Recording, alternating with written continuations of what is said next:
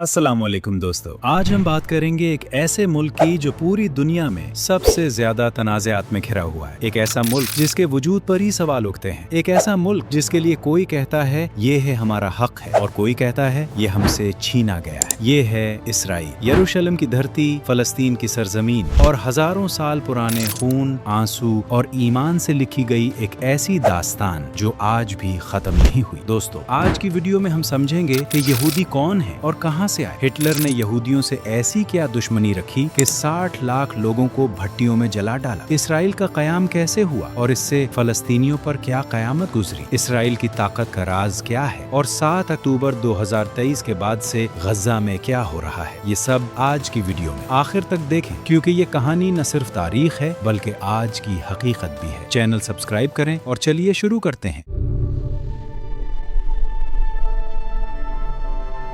दोस्तों, सबसे पहले ये समझते हैं कि यहूदी कौन है। यहूदियों को अरबी में यहूद और अंग्रेजी में जियोज कहते हैं। ये कौम है जिसका ताल्लुक हजरत इब्राहिम अलैहिस्सलाम से है। हजरत इब्राहिम के बेटे हजरत इसहाक और फिर उनके बेटे हजरत याकूब हुए, जिनका दूसरा नाम इसराइल था। हजरत याकूब के 12 बेटे थे और उन्हीं बेटों की नस्ल से बनी इसराइल की 12 किबले बने। तो बनी इसराइल का मतलब है इसराइल के बेटे, यानी हजरत याकूब की औलाद। यहूदी मजहब को जुडाइज्म कहते हैं, जो दुनिया का सबसे पुराना इब्राहिमी मजहब है। उनकी मुकद्दस किताब तौरात है, जिसे इब्रानी में तौरा कहते हैं। तारीख में हजरत मूसा अलैहिस्सलाम ने बनी इसराइल को फिरौन की गुलामी से आजाद करवाया और उन्हें फलस्तीन की सरजमीन की तरफ ले गए, जिसे वो सरजमीन मऊदा यानी प्रॉमिस्ड लैंड कहते हैं। यरूशलेम, जो आज मकबूजा फलस्तीन में है, यहूदियों का सबसे मुकद्दस शहर है। यहाँ हैकल सुलेमानी यानी टेम्पल ऑफ सोलोमन था, जो उन्होंने हजरत सुलेमान अलैहिस्सलाम के नाम से मंसूब किया। ये मकाम वही है जहां आज मस्जिद अक्सा और क़िब्ततुस सखरा खड़ी है। यरूशलेम 3 मज़ाहिब का मुकद्दस शहर है, यहूदियों के लिए, ईसाइयों के लिए और मुसलमानों के लिए, और यही इस इलाके के तनाज़े की बुनियादी जड़ है। दोस्तों, अब आते हैं सवाल पर जो सबसे अहम है। यहूदी हजारों साल फलस्तीन में रहे तो फिर पूरी दुनिया में कैसे फैल गए। यहाँ से शुरू होती है यहूदियों की वो तकलीफ दे कहानी जो सदियों पर फैली हुई है। 586 क़िब्ले मसीह में बाबिल के बादशाह बख्त-नसर ने यरूशलेम को तबाह किया और बनी इसराइल को जलावतन कर दिया। यहूदी बाबिल ले जाए गए। फिर आए रूमी और 70 ईस्वी में रूमियों ने दोबारा यरूशलेम को तबाह किया और यहूदियों को पूरी दुनिया में बखेर दिया। इस बखराव को डायस्पोरा यानी जलावतनी कहते हैं। अगले 2000 साल यहूदी पूरी दुनिया में बगैर अपने वतन के रहे। यूरोप में गए, अफ्रीका में गए, एशिया में फैले, लेकिन जहाँ भी गए उन पर जुल्म हुआ। यूरोप के ईसाई हुक्मरानों ने उन्हें मसीह के कातिल कहा और सैकड़ों साल तक उन पर जुल्म ढाए। उन्हें अलग इलाकों में रहने पर मजबूर किया गया, जिन्हें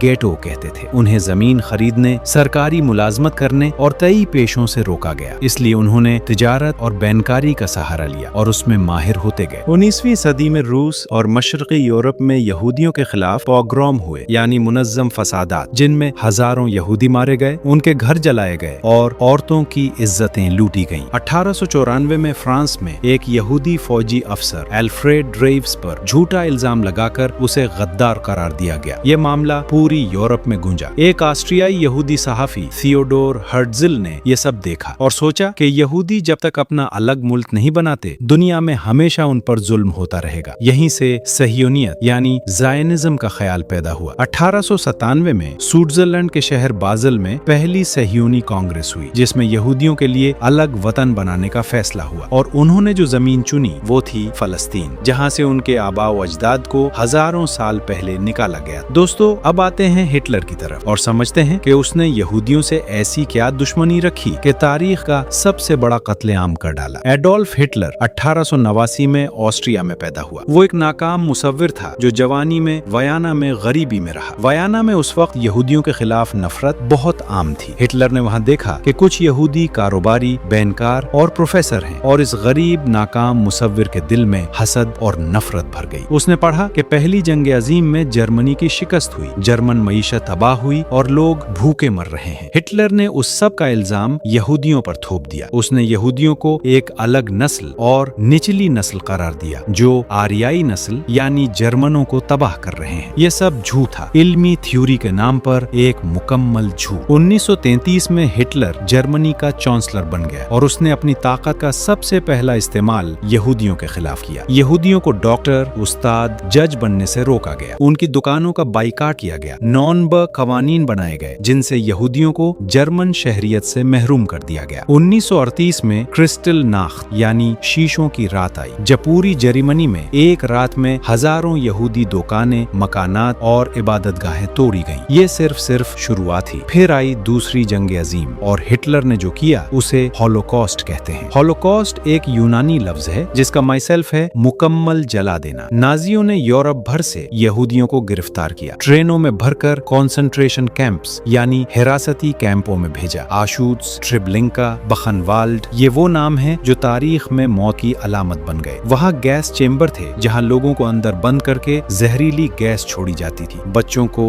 बूढ़ों को, औरतों को, सबको, जिसमें जलाने के लिए भट्टियां थी। 1942 में वांसी कॉन्फ्रेंस में नाजी रहनुमाओं ने यहूदियों का हतमी हल यानी फाइनल सोल्यूशन का फैसला किया, यानी तमाम यहूदियों को सफाए हस्ती से मिटा दो। दोस्तों, 1933 से 1945 तक 6 मिलियन यहूदी मारे गए। 6 मिलियन यानी 60 लाख इंसान। ये यूरोप की कुल यहूदी आबादी का 2/3 हिस्सा था। बच्चे जो अभी चलना नहीं जानते थे, बूढ़े जो चल नहीं सकते, हामिला औरतें, सबको एक ही कतार में गैस चेम्बर में धकेल दिया गया। ये इंसानी तारीख का सबसे बड़ा कत्लेआम है और इससे कोई इनकार नहीं कर सकता। दोस्तों, यहूदियों पर जो जुल्म हुआ वो इंसानियत पर जुल्म था और हमें बतौर इंसान उसकी मजम्मत करनी चाहिए। लेकिन साथ ही एक सवाल उभरता है जो फलस्तीनी आज भी पूछते हैं, यूरोप ने यहूदियों पर जुल्म किया तो उसकी सजा फलस्तीनियों को क्यों दी गई? अब आते हैं इजराइल के कयाम की कहानी पर। पहली जंग अजीम 1914 से 1918 तक चली, जिसमें बरतानिया ने उस्मानी सल्तनत को शिकस्त दी और फलस्तीन बरतानिया के कंट्रोल में आ गया। बरतानिया उस वक्त यहूदी लॉबी की हिमायत चाहता था, इसलिए 1917 में बैलफोर एलामिया जारी हुआ, जिसमें बरतानवी वजीर खारजा आर्थर बैलफोर ने कहा कि बरतानिया फलस्तीन में यहूदियों के लिए कौमी घर बनाने की हिमायत करता है, बगैर ये सोचे कि फलस्तीन में पहले से लोग आबाद हैं। 1917 में फलस्तीन में यहूदियों की आबादी सिर्फ 8% थी, मगर फिर भी सिर्फ उन 8% के लिए एक वादा किया गया। सहयूनी तहरीक ने यूरोप भर से यहूदियों को फलस्तीन हिजरत करने पर आमादा करना शुरू किया। हॉलोकॉस्ट के बाद ये हिजरत बहुत तेज हो गई क्योंकि जो बच गए वो यूरोप में रहना नहीं चाहते थे। 1945 तक फलस्तीन में यहूदी आबादी 30% से ज्यादा हो चुकी थी। 1947 में बरतानिया ने थक कर फलस्तीन का मसला नई तश्कील शुदा अक़वाम मुत्तहिदा को दे दिया। अक़वाम मुत्तहिदा ने वोट करके फलस्तीन को 2 हिस्सों में तकसीम करने का मंसूबा बनाया। 56% जमीन यहूदियों को दी गई जो उस वक्त सिर्फ 1/3 आबादी थे। फलस्तीनी अरबों ने उसे मानने से इनकार कर दिया क्योंकि ये नाइंसाफी थी, लेकिन यहूदी रहनुमाओं ने फौरन कबूल कर लिया। 14 मई 1948 दुनिया की तारीख का एक ऐसा दिन जिसने मशरक़ वुस्ता को हमेशा के लिए बदल दिया। उस दिन यहूदी रहनुमा डेविड बिन गुरियन ने तल अबीब में इसराइल की आजादी का ऐलान किया और सिर्फ 11 मिनट बाद अमेरिका ने इसराइल को तस्लीम कर लिया। ये इतनी जल्दी क्यों? क्योंकि यहूदी लॉबी अमेरिका में बहुत ताकतवर थी, लेकिन उसी वक्त जब इसराइल बन रहा था तो फलस्तीन में कयामत आई। उसे फलस्तीनी अल-निकबा कहते हैं, यानी आफत या तबाही। इसराइल के कयाम के ऐलान से पहले और बाद में यहूदी फौजी ग्रोहों ने फलस्तीनी गांवों पर हमले शुरू कर दिए। उनमें सबसे खौफनाक वाकया था देर यासीन का कत्लेआम, जब अप्रैल 1948 में एक फलस्तीनी गांव पर हमला करके 100 से ज्यादा मुर्दों, औरतों और बच्चों को कत्ल कर दिया गया। ये खबर पूरे फलस्तीन में फैली और खौफ से लोग अपने घर छोड़कर भागने लगे। 1948 की जंग में 7 लाख से ज्यादा फलस्तीनियों ने अपने घर छोड़े। 400 से ज्यादा फलस्तीनी गांव मिटा दिए गए। लोग आज भी अपने पुराने घरों की चाबियां अपने पास रखते हैं क्योंकि उन्हें यकीन था कि वो वापस जाएंगे। 76 साल गुजर गए, वो वापस न जा सके। मिस्र, उर्दुन, शाम, इराक और लुबनान ने फलस्तीनियों की मदद के लिए इसराइल पर हमला किया, लेकिन हार गए। इसराइल ने जंग जीती और अक़वाम मुत्तहिदा के मंसूबे से भी ज्यादा जमीन हासिल कर ली। दोस्तों, अब बात करते हैं उन बड़े वाकयात की जो 1948 के बाद हुए। 1967 की जंग, जिसे 6 रोजा जंग कहते हैं। इसराइल ने सिर्फ 6 दिन में मिस्र, उर्दुन और शाम को शिकस्त दी और मगरबी किनारा,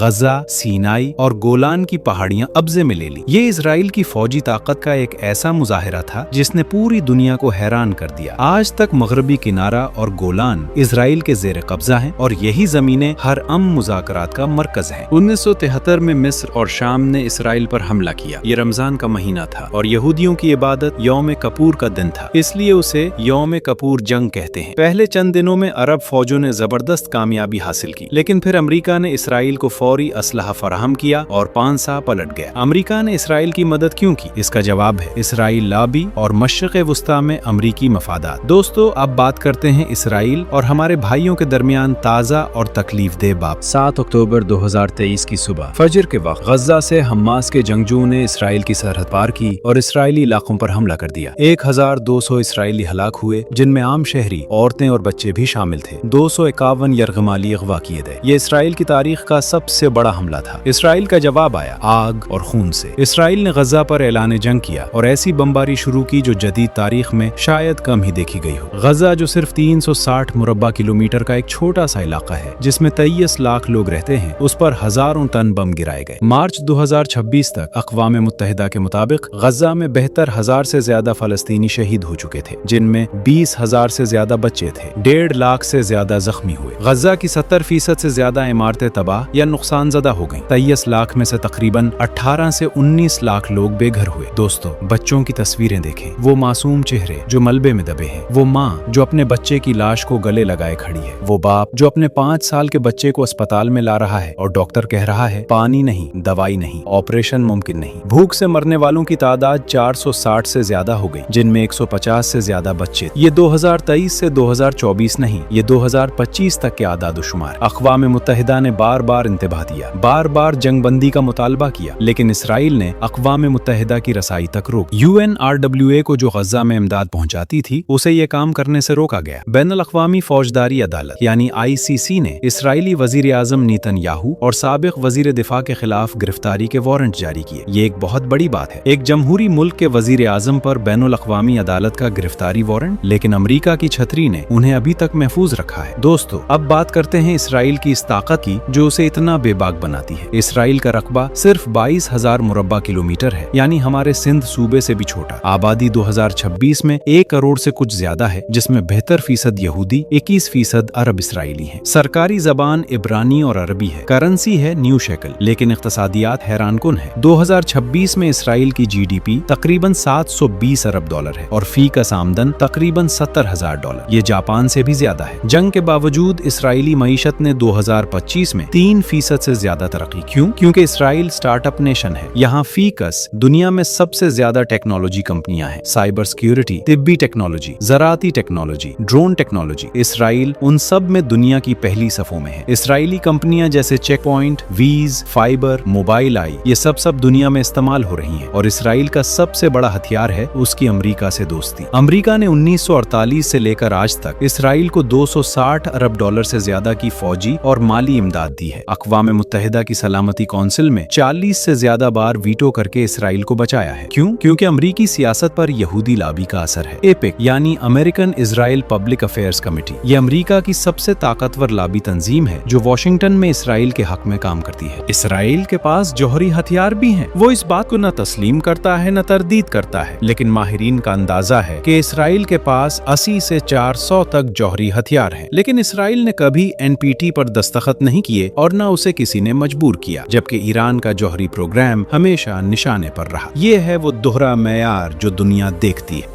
दोस्तों, अब चलते हैं इसराइल के शहरों की सैर पर। यरूशलेम दुनिया का सबसे मुतनाज़िया शहर। ये शहर यहूदियों, ईसाइयों और मुसलमानों तीनों के लिए मुकद्दस है। यहाँ मस्जिद अक्सा है जो मुसलमानों का तीसरा मुकद्दस तरीन मकाम है। यहाँ क़िब्दतुस-सख़रा का सुनहरी गुंबद है जिसकी तस्वीर पूरी दुनिया में पहचानी जाती है। यहाँ विलिंग वॉल है जिसे मगरबी दीवार कहते हैं, जो हैकल सुलेमानी की बच्ची खिंची दीवार है और यहूदियों का मुकद्दस तरीन मकाम है। और यहाँ चर्च ऑफ होली सिप्लिकर है जहाँ ईसाई मानते हैं कि हजरत ईसा को सोली दी गई थी। एक शहर में 3 मज़ाहिब की 3 मुकद्दस तरीन जगह है। ये शहर दुनिया में अपनी मिसाल आप है। पुराना यरूशलेम यानी ओल्ड सिटी की तंग गलियों में चलना एक ऐसा तजुर्बा है जो वक्त की सरहदें तोड़ देता है। यहाँ अरबी बाजार है, यहूदी इलाके हैं, ईसाई क्वार्टर है, अर्मीनी क्वार्टर है। 500 साल पुरानी उस्मानी दीवारें आज भी खड़ी हैं। तिल अबीब इसराइल का इक्तिसादी दिल। ये एक जदीद, लिबरल और मुतहर्रिक शहर है जो बहर बहर रूम के किनारे वाक़ है। यहाँ व्हाइट सिटी है जो बाउहास फन तामीर का मजमुआ है और यूनेस्को आलमी विरसे में शामिल है। तेल अबीब की नाइट लाइफ मशहूर है। यहाँ टेक्नोलॉजी कंपनियों के सदर दफातर हैं और हर तरफ एक कारोबारी तवानाई है। मसादा ये एक पहाड़ी किला है जो बहर मुर्दार के किनारे वाक़ है। 73 ईस्वी में रोमियो ने उसे घेर लिया था। 960 यहूदी अंदर महसूर थे और जब उन्हें पता चला कि रूमी कुल सुबह किला तोड़कर अंदर आ जाएंगे तो उन्होंने गुलाम बनने की बजाय इज्तिमाई तौर पर अपनी जानें ले ली। आज ये यहूदियों के लिए एक कौमी अलामत है। मसादा नहीं गिरेगा उनका नारा है। हीफा शुमाल में कारमल पहाड़ पर आबाद ये खूबसूरत बंदरगाही शहर है जहाँ बहाई गार्डन्स हैं। ये सीढ़ियों की शक्ल में बना एक खूबसूरत बाग है जो यूनेस्को आलमी विरसे में है। और बहर मुर्दार जिसे अंग्रेजी में डेड सी कहते हैं, ये दुनिया का सबसे निचला मकाम है जो सतह समंदर से 430 मीटर नीचे है। पानी इतना नमकीन है कि आप डूब नहीं सकते। अखबार पढ़ते हुए उसमें तैरें तो तस्वीरें लें क्योंकि आप पानी के ऊपर तैरते रहेंगे। ये पानी खाल के लिए बहुत फायदेमंद माना जाता है और दुनिया भर से लोग यहाँ आते हैं। दोस्तों, अब एक जज्बाती बात। आज दुनिया में दो कौमें एक ही जमीन को अपना मानती हैं। इजरायली कहते हैं ये हमारी सरजमीन मऊदा है जो खुदा ने हमें दी। फलस्तीनी कहते हैं ये हमारी आबाई जमीन है जहाँ हमारी नस्लें सदियों से आबाद। दोनों का दर्द असली है। यहूदियों ने होलोकॉस्ट में 60 लाख इंसान खोए, उसका दर्द असली है। फलस्तीनियों ने अपनी जमीन खोई, अपने घर खोए, अपने प्यारे खोए, उनका दर्द भी असली है। लेकिन एक बात जो दुनिया के जमीर को झंझोड़ती है वो ये है कि जब 40 लाख से ज्यादा यहूदी यूरोप में कत्ल हो रहे थे तो दुनिया ने कुछ न किया। आज जब 2 मिलियन गज्जा के फलस्तीनी महसूर हैं, भूखे हैं, बीमार हैं, मर रहे हैं, तो भी दुनिया के बड़े ममालिक इसी तरह खामोश हैं या बस अल्फाज की लड़ाई लड़ रहे हैं। अक्टूबर 2025 में एक नई जंग बंदी हुई लेकिन 2026 में भी हमले जारी हैं। मार्च 2026 तक 72,000 से ज्यादा फलस्तीनी शहीद हो चुके थे, 173,000 से ज्यादा जख्मी। गज्जा का 70% इंफ्रास्ट्रक्चर तबाह, अस्पताल, स्कूल, मसाजिद सब मलबा। और दोस्तों ये याद रखें, हर यहूदी इजरायली हुकूमत की हिमायत नहीं करता। अमेरिका और यूरोप में लाखों यहूदी सड़कों पर निकले हैं जंगबंदी के मुतालबे के साथ। उन्होंने नाम पर ये कत्लेआम मत करो। यहूदी होना और इजरायली हुकूमत की पॉलिसियों की हिमायत करना दो अलग चीजें हैं। इसी तरह फलस्तीनी होना और हमास की हिमायत करना भी दो अलग चीजें हैं। ये फर्क समझना जरूरी है। दोस्तों, इजराइल और फलस्तीन का मसला सिर्फ एक सियासी मसला नहीं, ये ईमान का मसला है, इंसानियत का मसला है, इंसाफ का मसला है। हम पाकिस्तानी हमेशा फलस्तीनियों के साथ खड़े हैं और खड़े रहेंगे। हमारा ईमान, हमारी तारीख और हमारा दिल उनके साथ है जो अपनी जमीन पर अपना हक मांग रहे हैं। मस्जिद अक्सा आजाद होगी इंशाअल्लाह। दोस्तों, इस वीडियो को देखने का शुक्रिया। नीचे कमेंट में लिखें कि आपको इस वीडियो में सबसे क्या बात नई और अहम लगी। ये वीडियो ज्यादा से ज्यादा लोगों तक पहुंचाएं क्योंकि आगाही ही सबसे बड़ा हथियार है। चैनल सब्सक्राइब करें, लाइक करें और अगली वीडियो का इंतजार करें। मिलते हैं अगली वीडियो में। अल्लाह हाफिज।